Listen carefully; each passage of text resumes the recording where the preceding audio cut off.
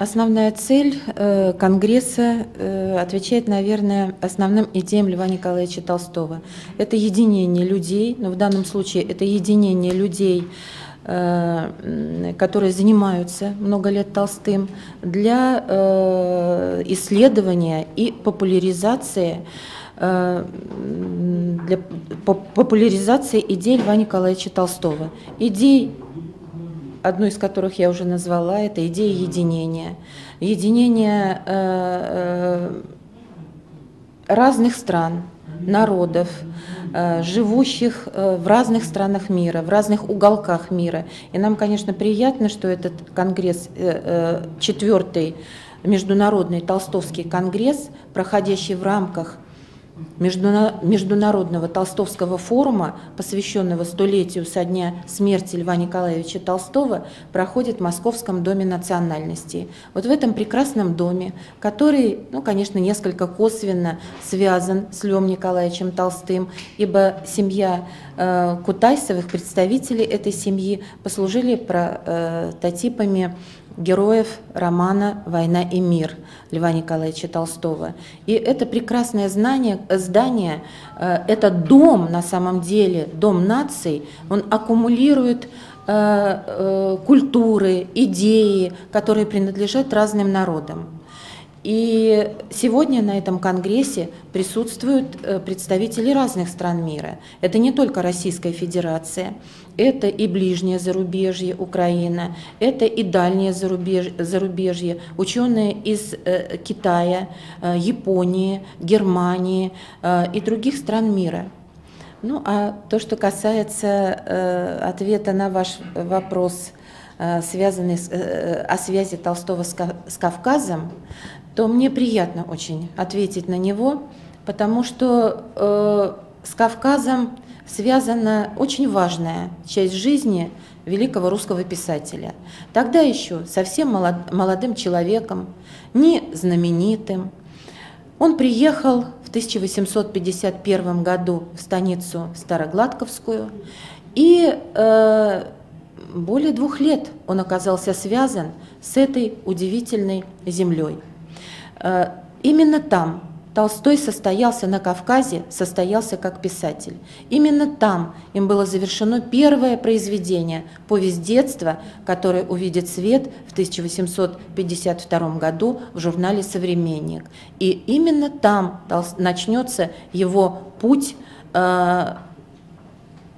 великий путь в мировую литературу, в мировую культуру. Мне приятно ответить на ваш вопрос о связях с Кавказом еще и потому, что совсем недавно, чуть больше года назад, на Кавказе, в городе Железноводске, это Кавказские минеральные воды, это Ставропольский край, у Государственного музея Толстого, а это крупный музейный, научный центр, который хранит все абсолютно рукописи Толстого, за исключением отдельных автографов, появился свой филиал. Это музейный центр имени Льва Николаевича Толстого в городе Железноводске. И сейчас в этом здании, он располагается в здании XIX века, в здании, забыла, как это называется, почтовых дилижансов. И сейчас там проходит реставрационная работа и создается новая экспозиция, которая будет связана, конечно же, с Кавказом, которая будет рассказывать о связях Толстого с Кавказом, с представителями кавказских народов. Но одна из самых важных, наверное, задач этого центра – содействие единению разных людей, представителей разных культур, разных народов, которые живут на Кавказе. Сегодня слово Толстого как никогда востребовано, оказывается, в мире и в нашей стране тоже. Это то слово, которое необходимо нам, каждому из нас, для того, чтобы не только изменить что-то в жизни вокруг нас, но в первую очередь в каждом из нас, потому что когда меняемся мы, меняется и весь мир. Толстой много размышлял над тем, как сделать, как усовершенствовать мир. И он пришел к выводу, что есть много много путей, ну, во всяком случае, несколько путей преобразования общественного устройства. Есть революционный, резкой смены реформ, есть путь постепенного улучшения, изменения общественного состояния, есть третий, говорил он, истинный, самим сделаться лучше. К сожалению, слово Толстого сегодня оказалось, наверное, более востребовано за границей. Это, я думаю, кроется в деформации некоторых процессов, которые происходят в культурной, в этической сфере сегодня, ну, как и в общественной сфере в нашей стране. Но я думаю, есть еще и субъективные факторы. Это отношение средств массовой информации к подобным событиям и к подобным знаковым, на самом деле, знаковым представителям нашей культуры. Как бы сегодня ни подавалось общественное мнение, как бы оно ни пыталось, как бы его ни пытались сформировать, и кого бы ни пытались выдвинуть сегодня в знаковые фигуры в нашей стране, но факт остается фактом. Толстой остается Толстой один из самых читаемых, самых популярных писателей мира. Это факт. И это определяется по тиражам произведений, опять же, по тому количеству постановок, произведений Толстого, экранизаций его произведений, фильмов о нем. Но, к сожалению, сегодня российским средствам массовой информации более интересны медийные лица.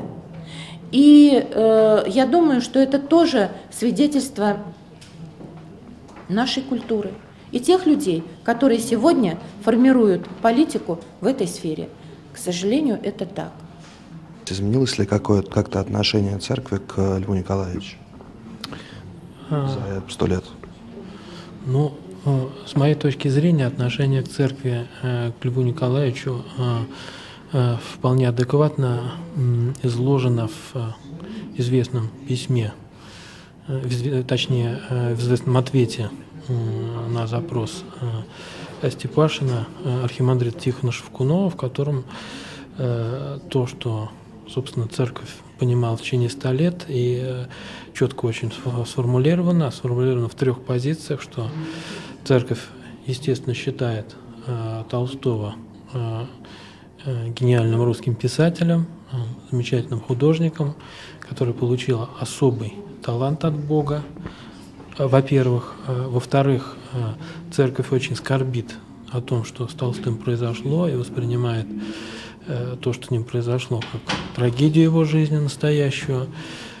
И в-третьих, церковь твердо заявляет, что Толстой ее членом не являться не может, потому что сам он это утверждал.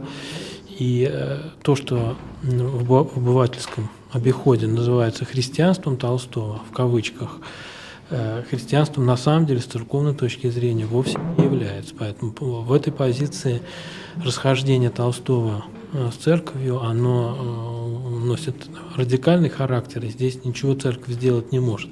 Сам Толстой критиковал церковь вплоть до кощунственных высказываний, и сам Толстой согласился с той формулировкой, которая присутствует в синодальном акте февраля 1901 года. Поэтому говорить о каких-то серьезных изменениях позиции церкви за 100 лет мы не можем. Рассмотрение, конечно, возможно, но оно должно носить, мне кажется, не столько церковный, сколько научный характер. Просто надо задаваться вопросом, почему с Толстым это произошло и как это вообще было возможно в русской культуре XIX века. Но именно вот так вот ставить вопрос. И интересно, что важно, что в письме Сергея Владимировича Степашина там он тоже констатирует, что речь не может идти о пересмотре церковного определения. То есть он это прекрасно понимает, и я надеюсь, что это прекрасно понимают все русские образованные люди. Поэтому вопрос не надо ставить так, а когда церковь пересмотрит свой акт о Толстом, этого не будет никогда. Но как могло произойти то, что произошло с Толстым, как появился этот синодальный акт, то есть изучение вопроса с исторической точки зрения, ну, конечно, возможно и совершенно необходимо, и очень интересно. С научной и исторической точки зрения уже есть какие-нибудь работы о вот как раз отношении Льва Николаевича Толстого с Русской Православной Церковью? Ну, здесь я могу в первую очередь о своей собственной книге говорить, которая написана была в нашем православном Свято-Тихоновском гуманитарном университете, защищена в качестве диссертации и в 2010 году вышла в свет. И я могу отметить несколько важных работ, которые издавались за рубежом на эту тему. Надо сказать, что зарубежные авторы, в первую очередь протестантские исследователи, они этой проблемой в 20 веке интересовались очень горячо. И, например, я могу назвать имя замечательного немецкого слависта Людвига Мюллера, который незадолго до своей смерти написал небольшую по объему, но очень глубокую по содержанию статью именно об отлучении Толстого. И именно в этой статье он прекрасно объясняет, почему, вообще говоря, некорректно говорить именно об отлучении, и тем более некорректно говорить о снятии этого отлучения. Невозможно снять то, что признал сам Толстой. И невозможно отрицать констатацию того очевидного факта, что Толстой в определенный момент жизни перестал быть членом православной церкви. То есть такие работы за рубежом, они, конечно, тоже есть.